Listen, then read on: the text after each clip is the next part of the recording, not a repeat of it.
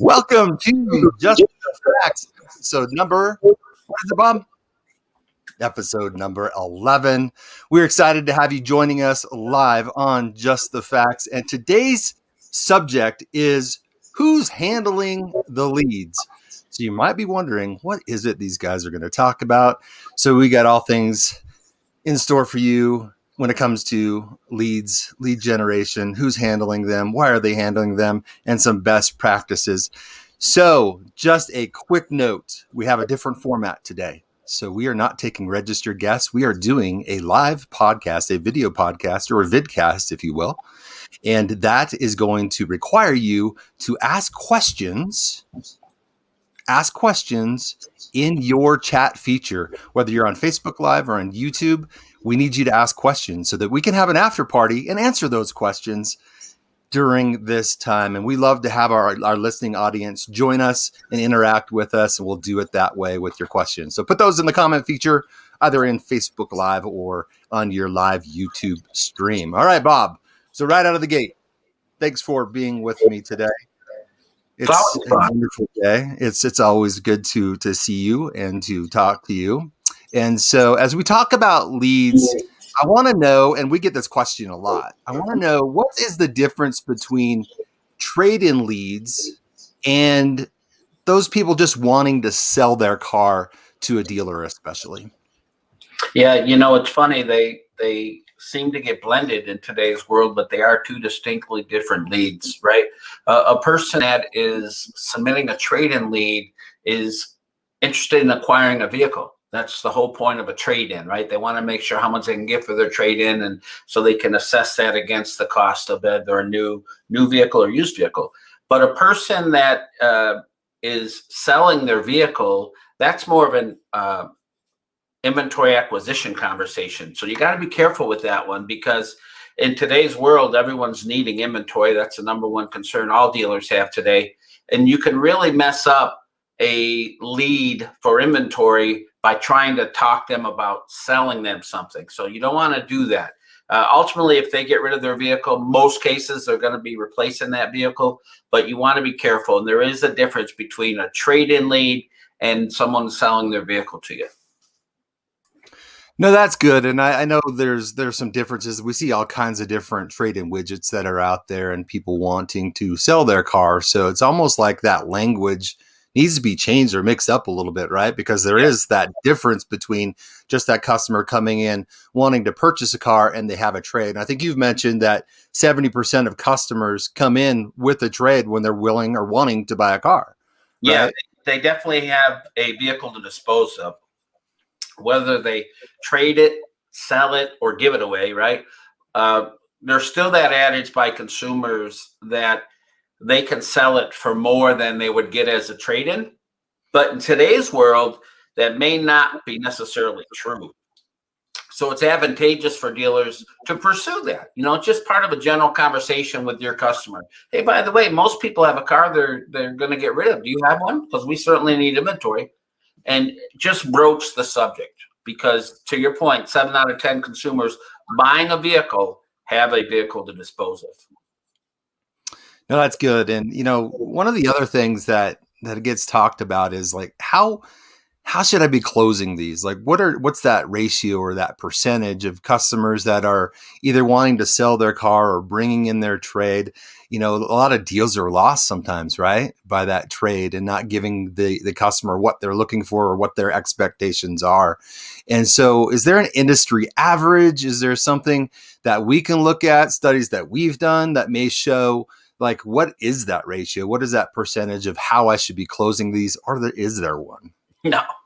No, and we don't want to make up one just to have a number. It's such a wide range of effort, if you will, and actual attempts to close a deal. Does it count if it's just a customer reaching out to you? Is that part of it? Or is it only when you physically buy the vehicle from them? What do you measure, right? So, no. There's no set industry standard. I will tell you this, there's a whole lot more people paying attention to it today than there was a year and a half ago. So, to put an industry standard out there is just to try and sound intelligent, but there's not one. no one I know of tried to or has attempted to solidify that number to have a benchmark. So drill into that just a little bit when you said like in the last year and a half, a lot more people are paying attention to it. Maybe just talk a little bit about that. Why is that and why wasn't that being done before the whole stay-at-home orders and all that kind of stuff in the last year? Because prior to a year and a half ago, inventory was plentiful. A lot of dealers just simply relied on outside inventory sources. There was a tremendous amount of effort from the rental car companies and the fleet companies selling those wares to the dealers. America was traveling. We loved to travel, so we'd rent cars, and there was a big fleet of rental cars. But with COVID and travel stopped, so did the rental car companies. Look at what happened to Hertz and Avis and those companies. So that fleet dried up. And then workers, right? People that traveled for work for a living, and people that had company cars, there are none.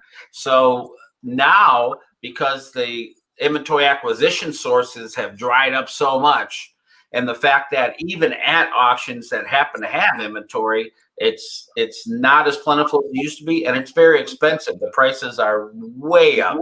So dealers are learning quickly that internally generated inventory is a better ROI, right? Certainly if you can keep your customer by working them out of your service department. But when a customer has a trade-in, you just should be stepping up on that trade-in. I mean, the price you have to pay, plus the shipping, plus delays and all this stuff.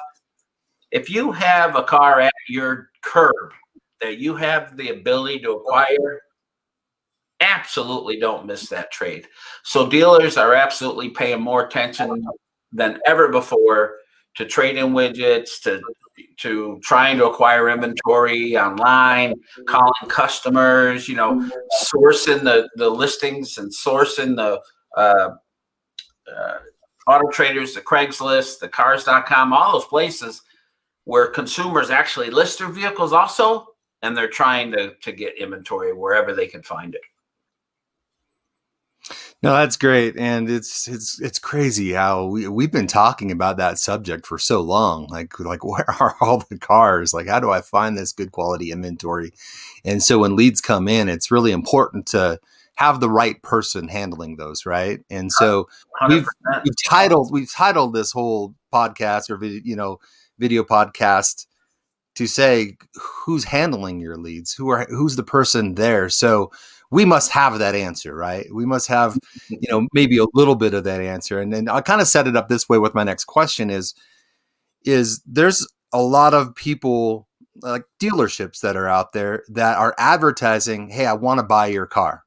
I'm up in our cabins up in northern Arizona right now. And there are 3 dealers just locally here that is their ad that they say, we want your car. We want to buy your car.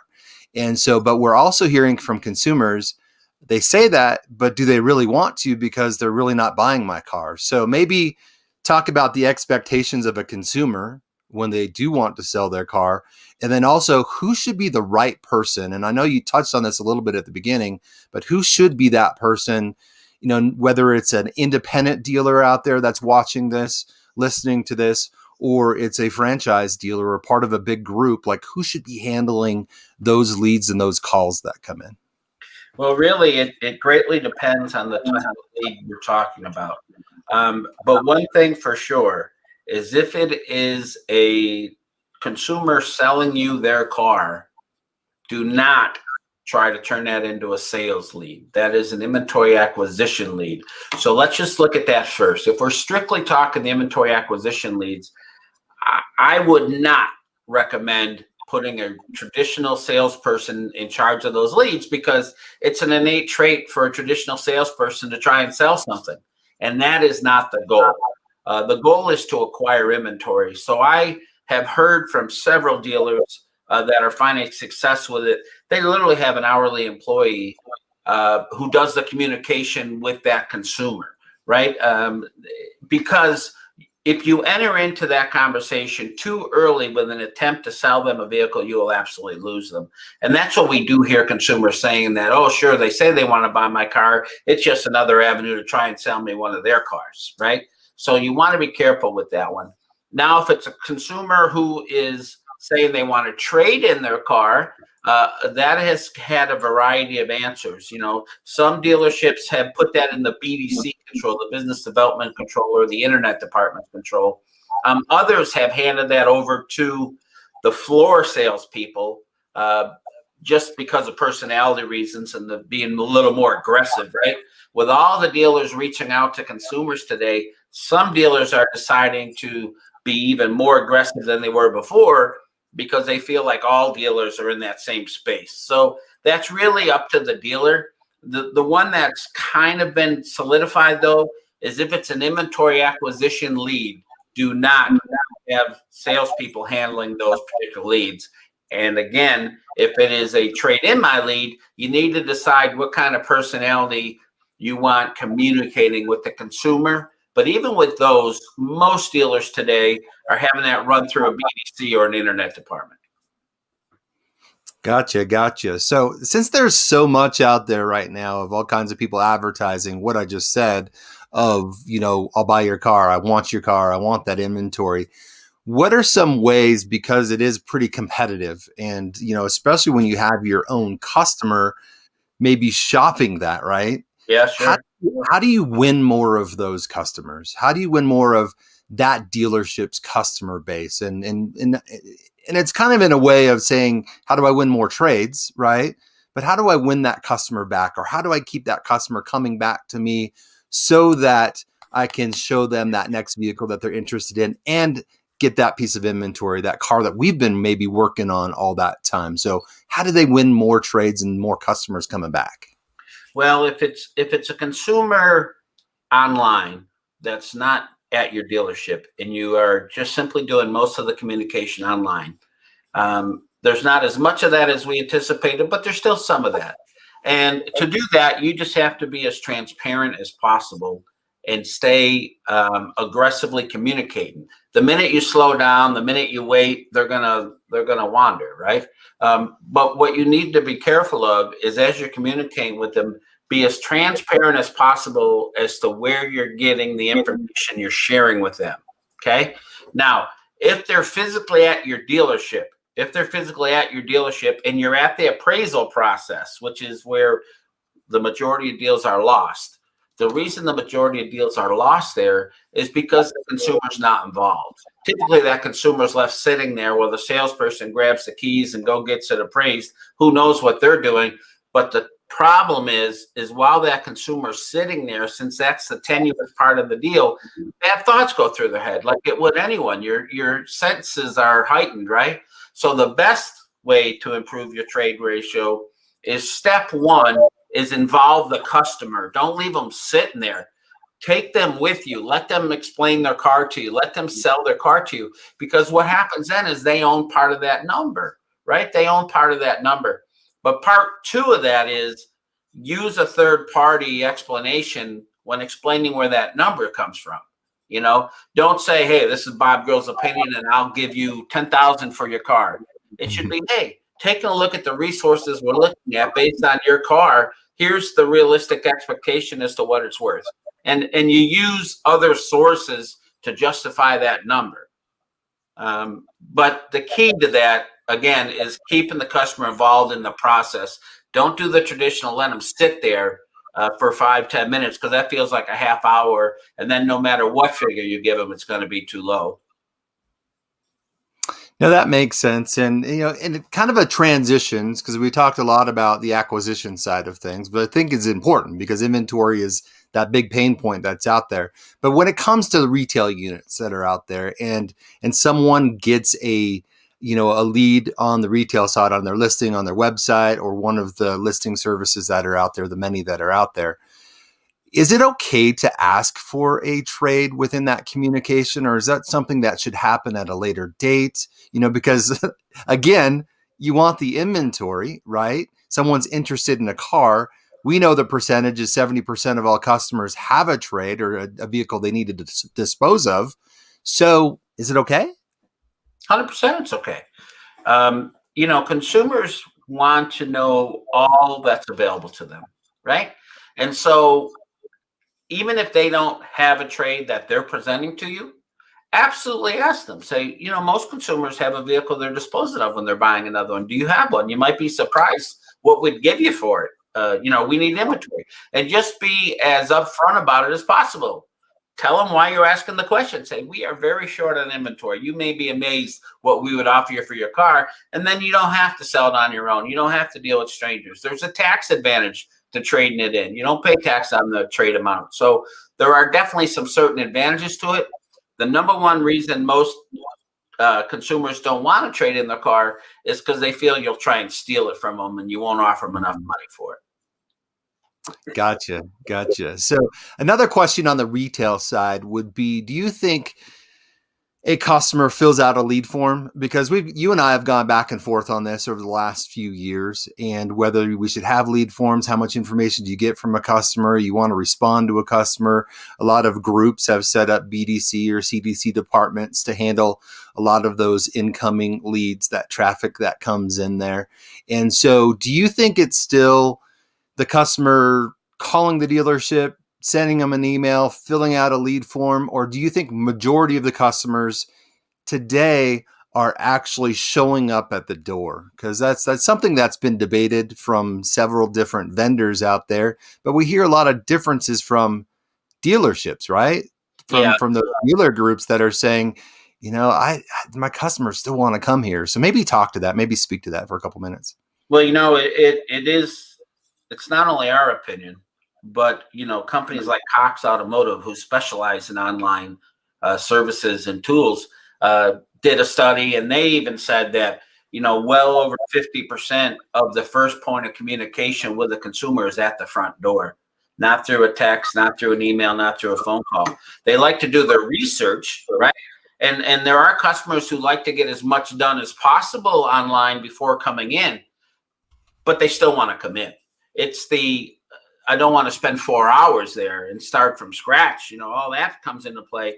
But in terms of the lead form, to answer your question directly, there has been mixed results with that. And a lot of it has to do with geography. If I'm a rural dealer, I may have more of that because the travel time, the distance time, and all that. Whereas if I'm in a metro area and I'm not that far from the majority of my customer base, they know where I'm located.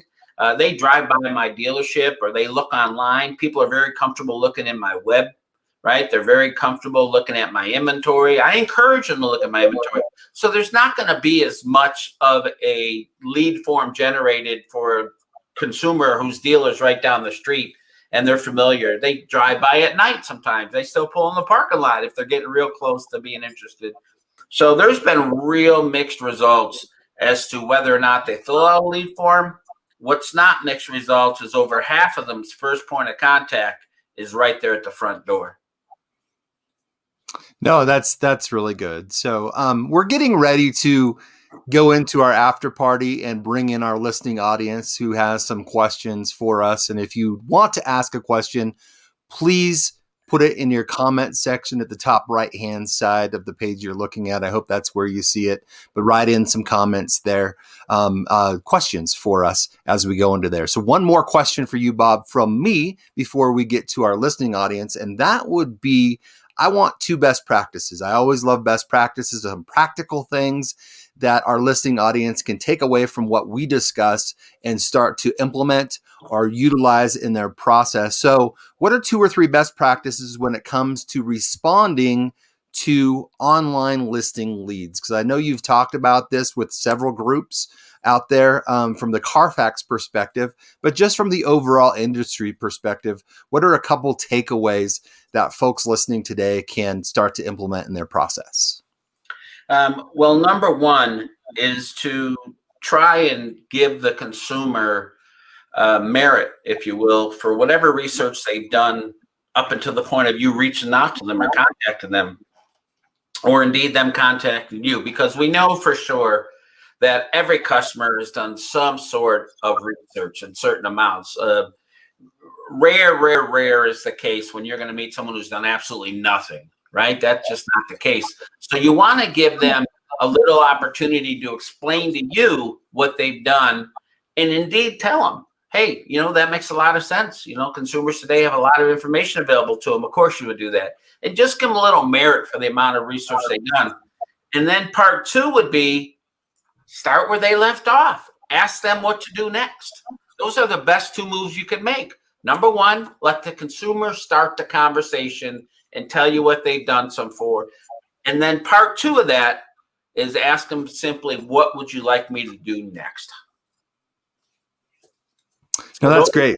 Those would be the best 2 bullet points. I know they'll sound dramatically simple, but it's the simple things that usually get us in trouble. It is, yeah, it is pretty simple. All right, so we're going to switch over to our listening audience, but I've got to take 10 seconds to be able to see what questions came in so that I can ask them of you, Bob. And so we'll take 10 seconds and we'll be right back here. So don't go away. If you're listening, if you're watching, don't go away because we'll be back in 10.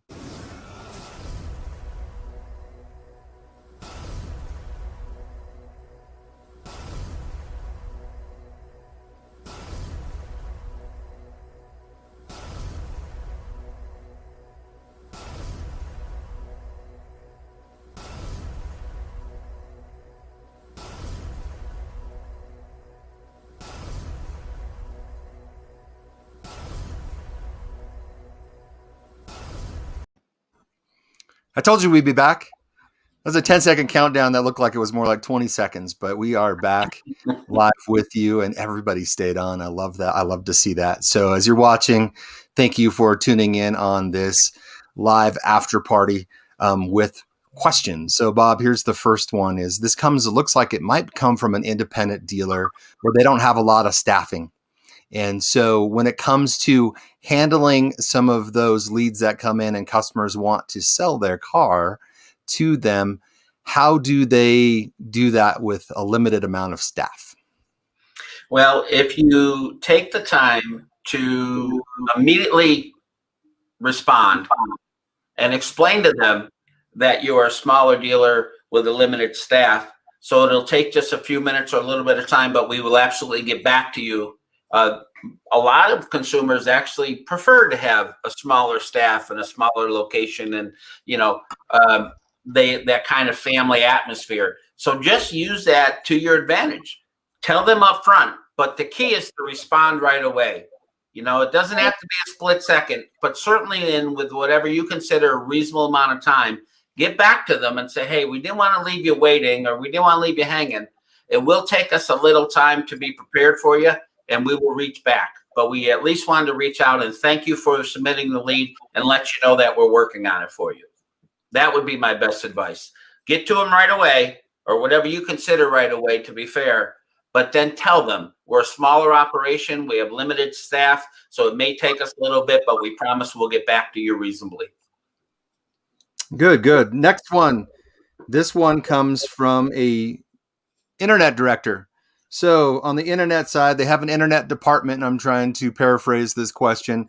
They do have an internet department, and their folks get paid on appointments and vehicles that are sold. So how do they transition or teach their folks to take in those trade-in leads or those sell my car leads, as we've talked about them here on this podcast, when they're really not spiffed, I'll say, for those. They may not take those as seriously. So how do you make that transition? I would absolutely be spiffing them. Dealers today would pay a tremendous amount of money to someone who could go out and find them inventory. So if you have your staff trying to field calls from consumers who are selling their inventory, I would absolutely give them an incentive for inventory captured, right? So I would even stair step them. If they can plateau certain numbers, I would bump it a little bit. But most of all, I would make it fun, because it can be pretty strenuous, right? And it's a thankless job if they're not actually obtaining the inventory. So I would absolutely spiff them on cars obtained, and I would stair step it to keep it fun and keep it aggressive. But if you would pay a buyer right now, I'll just point this way. If you would pay a buyer right now who would go out and find you inventory, a finder's fee, by all means, spiff the person talking on the phone to give them an incentive. All right. Here's a Carfax question. I think you can answer that. right? You good with this one? I should A be. little bit of a curveball. So this person says they've noticed a sell my car feature on Carfax.com. And so how does that work and how do they get those leads? Well, the sell my car feature works with our HBV tool, our history-based value tool, right? So with all products from Carfax, our communication with the consumer is firsthand. So when we represent any kind of figure to that consumer, it's going to be based on a history-based value assessment, right? Because we know no two used cars are the same. And when we relate that information to the consumer, we tie it into what the dealers are actually paying for the inventory. We don't give them some arbitrary figure. We try not to keep it as rangy as we can. But at the end of the day, since it's Carfax doing the communicating with the consumer and not the dealer, it's perceived different, right? We build consumer confidence. That's what we do. And we know confident consumers buy, and that's how we help dealers sell cars. But in terms of how to obtain it, you have to go through your rep to obtain that, right? Your rep can help set that up for you. It's no charge. We don't charge for that service. But in terms of how it works, Carfax does the communication with the consumer, informing them of what their trade-in is actually worth, what their vehicle is actually worth. And then we connect them with the dealer when they're ready to transact. Cool. Here's an interesting question that came through, and it has to do with FSBO, or for sale by owner. This person wants to know, how do I get more of that inventory? And I know we talked to Dale Pollock a couple weeks ago and really talking about how not just to acquire a vehicle, about how to price some vehicles, but then entertaining some different ways of acquiring that inventory. So this could be one of those, right? Is that for sale by owner inventory? So the question, I kind of elaborated on that, but the question on this is, how do I get more of that type of inventory? Well, here's the thing about for sale by owner. You know, if you look at your market area as a dealer, you're going to find that some of those vehicles for sale are your vehicles, because what happens is your traditional new car buyer who wants to buy a new car every 2 or 3 years will come back to your dealership and oftentimes be negative equity or upside down, whatever you want to call it. And the advice to them is to sell it on their own, right? Well, consumers don't know how to sell cars on their own. So they go get a for sale sign at a local auto parts store or something, or at a Walmart, and they park it in a busy area, right? They park it in a busy area where there's traffic. Well, lo and behold, that's in your market area, and it's probably your car with your best customer who, once they sell it, will get another car. So you absolutely want to find a way to get to that consumer. Now, at the end of the day, we're in the after party now, so I'll talk about a little bit. Carfax is your best avenue to get to that for sale by owner. Not only the person selling the car, but the person buying the car. Because here's the truth. The person selling the car, they're not going to have a Carfax report, right? That's $40. And they're not buying a car, they're selling their car. But a person buying a car isn't going to buy a used car today and know nothing about it, especially from a stranger in a Walmart parking lot. So they come to Carfax.com to buy a report. Well, truth is, we convert half of that traffic into our used car listings product, right? So Carfax used car listings is a dynamic way to get in front of not only for sale by owner sellers, but to get in front of for sale by owner buyers, which is something they could never do before. So it's a bit of a plug, but it's truly the only way to know the buyer of a vehicle being sold by a person. You can find the vehicle being sold by the person simply by driving around your property, or maybe looking on the traditional listing methods, whether it be Craigslist or Trader Cars, whatever. But in terms of finding the people who are actually looking at those cars, the only place to do that is at Carfax. That's a good answer on that FSBO. I was wondering how you're going to tie some stuff in there, and you definitely did on that. So that is all the questions that I've got through social media there. I just want to thank everybody again for tuning in, sticking with us through this whole thing. You can always find our podcast, our video podcasts, on justthefacts.podbean.com. That address is listed right here on the screen where you can see that. Log into our other 10 episodes or rewatch episode number 11, this one to get some key points and some best practices. Bob, any parting words for our listening audience? Yes. You know, for as crazy as it's been, for as unconventional as it's been, a lot of dealers are finding a lot of success. So it's out there. You just have to slow down, catch your breath, play it smart, but most importantly, stay on offense. There's money to be made out there today. There's business to be had. So stay on offense. Don't go into your shell. Don't start being conservative now. Now's not the time to be conservative. And we will always be there to help you if we can. But more importantly, stay safe.